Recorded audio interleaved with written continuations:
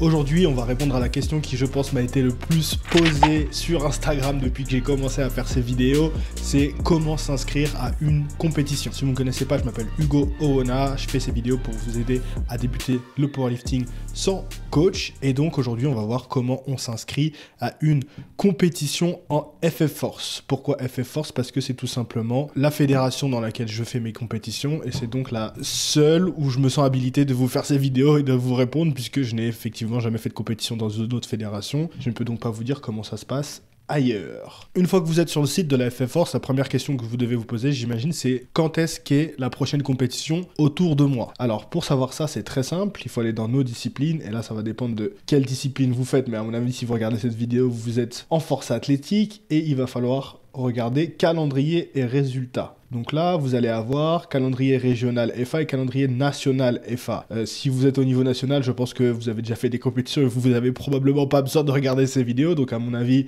vous êtes plutôt au niveau régional. Ça va vous télécharger un calendrier sous format de tableur. Alors moi, je suis sur Mac, donc j'ai le format XLS. Mais si vous avez le pack office, vous devriez avoir aucun problème pour télécharger tout ça. Donc une fois qu'on a le calendrier, je vous accorde, c'est pas forcément idéal et très lisible. Vous allez aller sur la saison 2023, bien évidemment, et là, vous avez toutes les dates des prochaines compétitions par ligue. Donc là, vous voyez, ici, vous avez les mois, les jours, tac, et vous pouvez regarder quand est-ce qu'il y a des compétitions. Alors, qu'est-ce que ces lettres veulent dire? FA, force athlétique, ça veut dire qu'on va avoir la compétition sur les 3 mouvements. PL, c'est powerlifting, donc c'est si vous faites de l'équipé. D'accord. Après, vous pouvez avoir des, voilà, comme ça, FADC. DC, ça veut dire qu'il y a une compétition de développé couché uniquement aussi également pendant cette compétition. Donc, c'est à vous de voir où est-ce que vous voulez vous inscrire.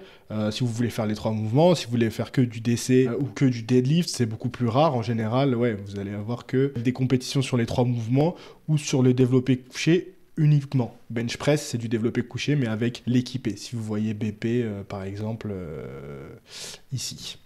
Donc voilà, avant, le système, c'était organisé par ligue. Donc vous pouviez uniquement faire des compétitions que dans la ligue dans laquelle votre club était. Maintenant, je crois qu'il me semble qu'ils ont changé le système. Donc n'importe qui peut faire des compétitions n'importe où. Donc à partir du moment où vous êtes licencié, vous pouvez aller faire des compétitions dans une ligue, même si c'est pas à côté de chez vous. Donc c'est à vous de voir si vous voulez vous taper un petit kiff de voyager en France et de vous faire un petit week-end au passage, ou si vous voulez prendre la ligue qui se trouve à côté de chez vous. C'est à vous de voir. Maintenant, c'est ouvert. C'est fait pour démocratiser les compétitions et que les gens puissent participer à plus de compétitions s'ils en ont envie. Surtout pour les gens qui font pas les championnats de France, par exemple, l'année où ils font la compétition. Donc maintenant, la question principale, une fois que vous avez choisi votre compétition et vous avez juste à cliquer du coup pour avoir les informations, comment vous vous inscrivez, comment vous pouvez contacter les gens, vous cliquez sur la compétition qui vous intéresse et vous avez toutes les informations. Le responsable d'inscription, vous avez l'adresse mail, vous avez l'adresse du lieu de compétition, si elles sont qualificatives ou pas pour les championnats de France, etc., etc., la date. Vous avez également le club organisateur. Ça peut être assez intéressant puisque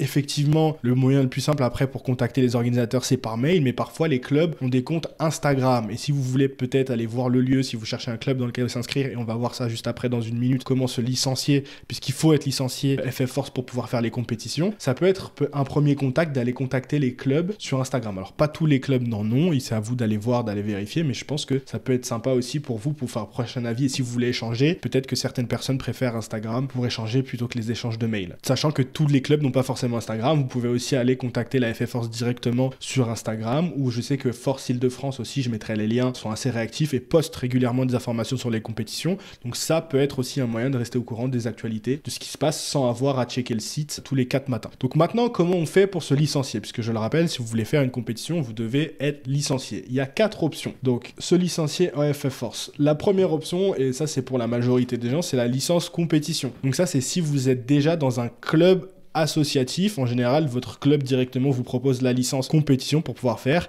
et c'est en plus de l'abonnement ou des frais de l'inscription au club. Donc en général, vous payez l'inscription au club et en plus, après, il vous propose la licence de compétition autour de 50 € pour l'année. La licence loisir, c'est le truc que j'ai pas vraiment compris. Si vous regardez, il vous explique aussi profil. Donc à mon avis, c'est pour les gens qui sont dans une salle, pas des salles de type associatif, des salles un peu privées. J'avoue que je connais pas trop à quoi cette option sert, parce que si vous faites pas de compétition, pourquoi prendre une licence loisir?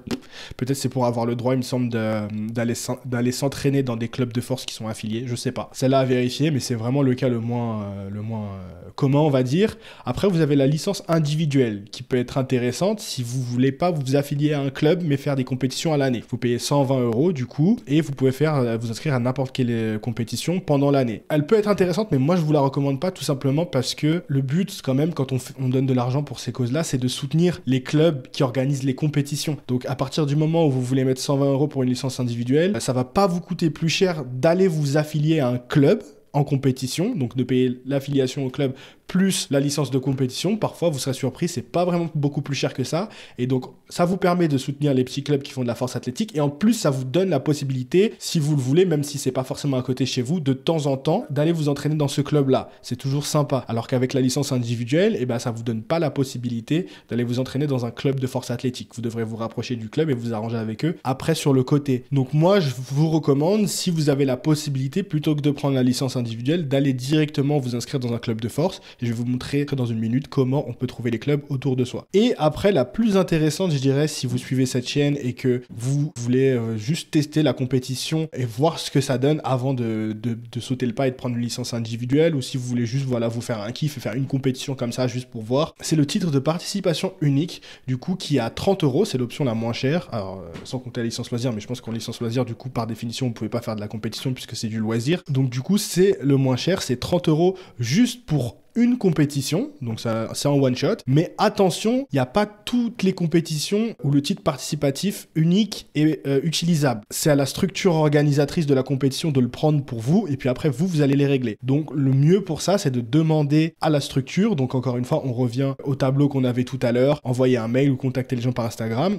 Vous leur dites, je pense m'inscrire à votre compétition, est-ce que vous acceptez le titre de participation unique? Normalement, il devrait, sauf, il me semble, mais à confirmer pour les compétitions qualificatives pour les championnats de France. Petit bémol, c'est que maintenant, pour démocratiser et qu'il y ait plus de compétitions, la plupart des compétitions maintenant sont qualificatives pour les championnats de France. À vérifier, mais il me semble. Donc du coup, le titre de participation unique, ça va être un peu plus tendu de pouvoir l'utiliser, mais comme c'est écrit sur le site, moi je vous invite, avant de prendre une décision, de vous rapprocher de la structure organisatrice et de leur demander est-ce que vous acceptez le titre de participation unique. Je pense que c'est la meilleure manière pour la plupart d'entre vous de tester la force athlétique sans vraiment engendrer beaucoup de frais et juste pour le kiff. Voilà, vous êtes un go muscu, vous voulez juste tester vos perfs dans un environnement sûr et rencontrer des gens, vous faire un petit kiff.